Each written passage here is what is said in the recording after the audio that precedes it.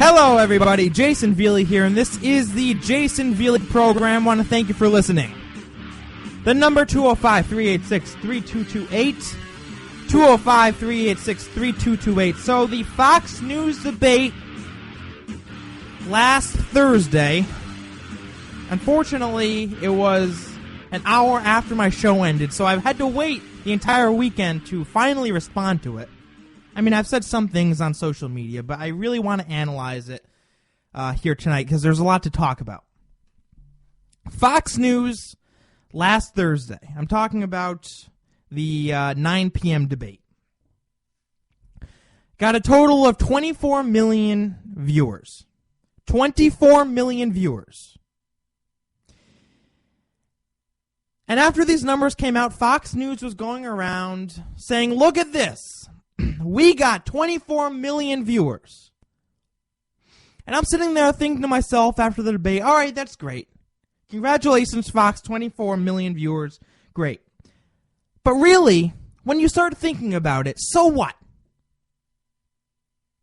So what? I would not be saying so what had I not been so infuriated at how they handled the debate. And when I say they, I mean the moderators. Chris Wallace, Megyn Kelly, and Brett Baer. 24 million. Okay, so 24 million people tuned in to watch what exactly? Mark Levin was on radio calling it a reality television show. That's what it was. We had an opportunity. We had an audience of 24 million who wanted to look into the different candidates, to analyze them, and to determine which one would be best to go up against Hillary or whoever the Democrat nominee is. But instead, what we got, really for the entire 2 hours, was a nonstop attack on Donald Trump. What we got were three moderators sitting there trying to make the people that they like, a.k.a. Jeb Bush, look good, and the people they don't like, a.k.a. Donald Trump, look like a jackass. Donald Trump had the most amount of speaking time. But the reason for this was because they were attacking him so much. You know who had the second most amount of talking time in the debate? Jeb Bush. I was sitting there, honest to God, watching this debate, thinking to myself, where the hell's Ted Cruz? Where the hell's Ben Carson? But don't worry, they got 24 million people. It was a great opportunity, don't get me wrong. That's a good-sized audience.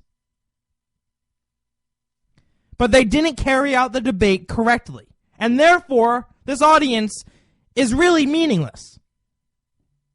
The only thing that 24 million number really does show is that people are tuning in because they are pissed off at what's going on in this country, and they want one of those 10 people up on the stage to become the next president. Or at least they're strongly considering it. It's clear, ladies and gentlemen, that Fox News has their favorites. And I don't usually go off on Fox News, but it's necessary tonight. They seem to like Jeb Bush very much. And they seem to hate Donald Trump very, very much. The second question that was asked to Donald Trump from Megyn Kelly was completely and utterly ridiculous. And you'll find out soon enough in this program that I'm really not defending Donald Trump here. This isn't me coming to the rescue saying, no, how dare you attack Donald Trump. That's not the way I'm thinking here. I'm just going to tell you what I thought about the debate. I'm going to call out BS when I see BS. And trust me, that second question from Megyn Kelly to Donald Trump was BS. And really, I don't care who she would have, I wouldn't have cared if she directed that question at someone else. If she brought up a personal question about Scott Walker or Cruz or any of them, I would be just as outraged. I would be just as outraged. Here's the second question of the night, asked by Megyn Kelly to Donald Trump. Listen. Mr. Trump, one of the things people love about you is you speak your mind and you don't use a politician's filter. However, that is not without its downsides, in particular when it comes to women. You've called women you don't like fat pigs, dogs, slobs, and disgusting animals. Your Twitter account... Only Rosie O'Donnell. No, it wasn't. Your Twitter account...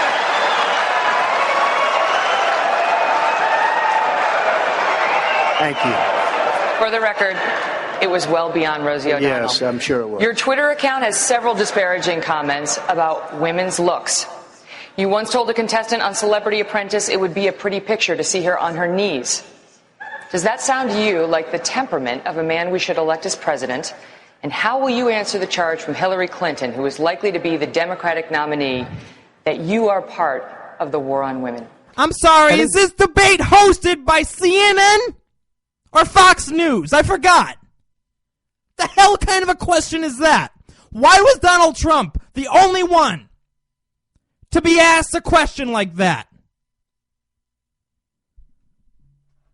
Oh, but Jason, you gotta prepare them, for questions that they might be asked by the liberal media. All right, well, let the liberal media ask those kind of questions. 24 million in the audience. 24 million sitting at home, watching. They're interested in conservatism. They're interested in our ideas. And these moderators were busy asking dumb questions like this. How would you react to a charge that you're part of the war on women? What? Are you kidding me?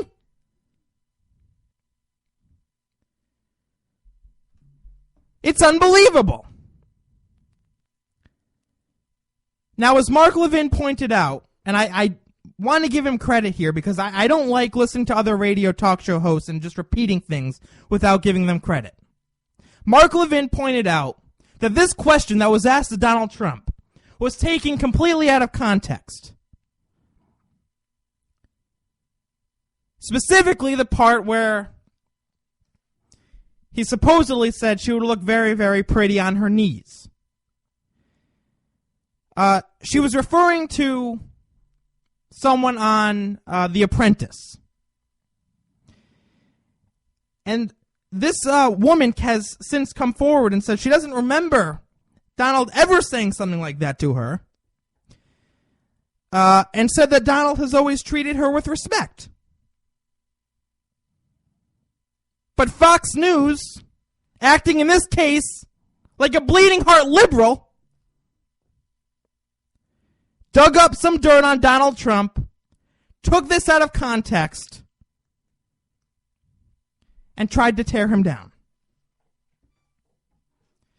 Now, as for the Rosie O'Donnell thing, Rosie O'Donnell is a vicious, nasty individual.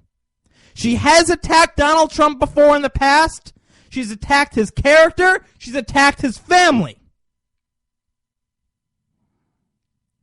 Now, maybe Donald Trump didn't respond in the way me or you would have responded, but he certainly had something to say about it.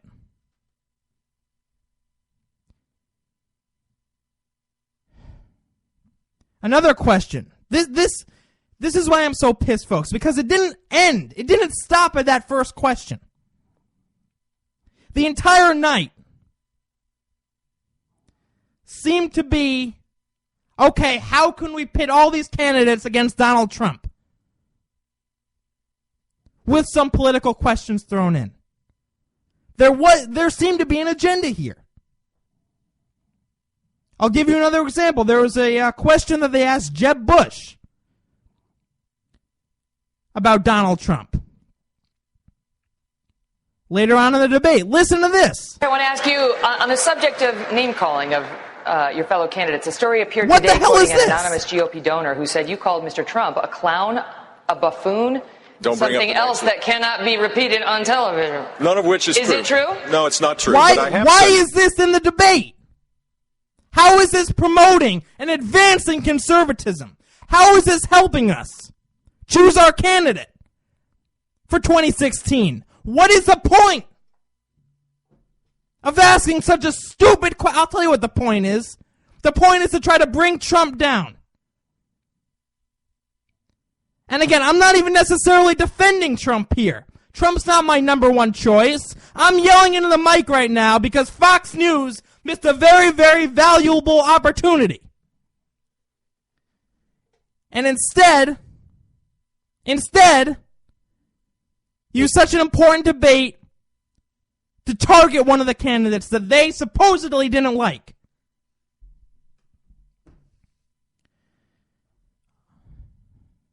It's unbelievable. Unbelievable. And it infuriates me. It really does.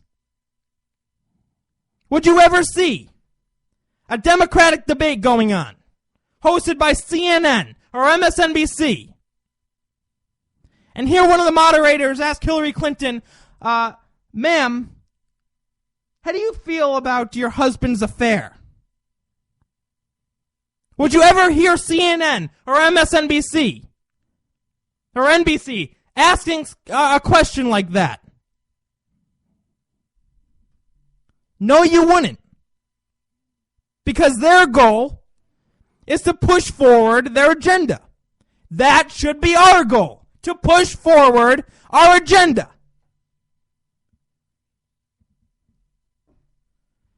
Not talk about little insults that these candidates made at each other. Not talk about things that they said years ago about women on their knees. Ask questions that are designed to promote our cause and explain what conservatism is to those who are watching. Explain. Use this opportunity to show differences between conservatism and progressivism, to make the distinction between the two ideologies. These debates need to be used to advance our cause. They need to be. This audience of 24 million, again, shows that people are pissed off. They want an alternative. They want to hear other ideas. But when you have a debate where most of the time, most of the speaking time was not taken up by any of the 10 candidates, but instead these moderators, that's a problem. That I take issue with that.